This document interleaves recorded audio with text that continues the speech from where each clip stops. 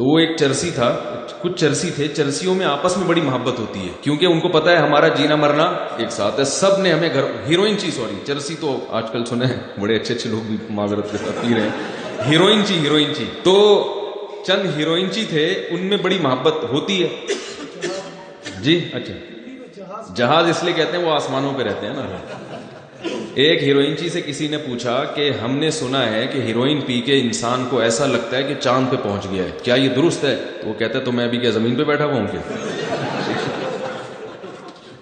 میں بھی کیا زمین پہ نظر آ رہا ہوں؟ تو ایک آدمی گیا نا ڈاکٹر صاحب کے پاس، کہہ رہے مجھے وہم ہو گیا کہ میں بندر تو نہیں ہوں۔ تو انہوں نے کہا پنکھے سے اترو گے تو علاج کروں گا نا بھائی، نیچے اترو پھر بیٹھ کے علاج کروں گا۔ تو خیر کچھ ہیروئن چی تھے، تو ان میں سے ایک کا انتقال ہو گیا۔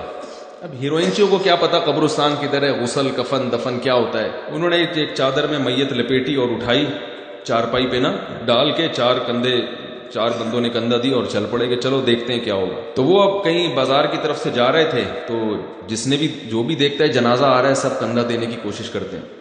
تو جیسے جیسے نئے لوگ آتے گئے، وہ پرانے ہیروئنچی آہستہ آہستہ کھسکتے گئے، ایک ایک کر کے، کہ لاشعوری طور پر کسی کو پتہ نہ چلے۔ اب وہ تھوڑی دیر کے بعد جا کے نا ایک ایک کر کے سارے کھسک گئے، نئی پبلک۔ اب وہ جا رہے ہیں، شہر ختم ہو گیا، سڑک ختم ہو گئی، پتہ ہی نہیں چل رہا کہ بھئی جانا کہاں ہے، اس کی قبر ہے کدھر، چلے جا رہے۔ جو پرانا ہوتا جائے وہ تھکتا جائے، وہ نکلتا جائے، نئے لوگ آتے جائے۔ اب جب تک شہر کے اندر تھے تو نئے لوگ آتے رہے، پرانے کھسکتے گئے، لیکن جب شہر کے باہر نکل گئے تو اب نئے لوگوں کے لیے تو جگہ ہے ہی نہیں، کوئی ہے ہی نہیں نیا۔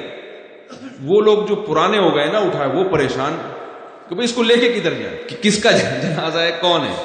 تو شاید ہماری مثال بھی اسی طرح کی ہے کہ ہم بھی ایک ٹریک پہ چل رہے ہیں، لیکن ہمیں پتہ نہیں ہے کہ اس کو ہمارا ہدف ہے کیا، یعنی ہم نے جانا کہاں ہے، کرنا کیا ہے ہم نے۔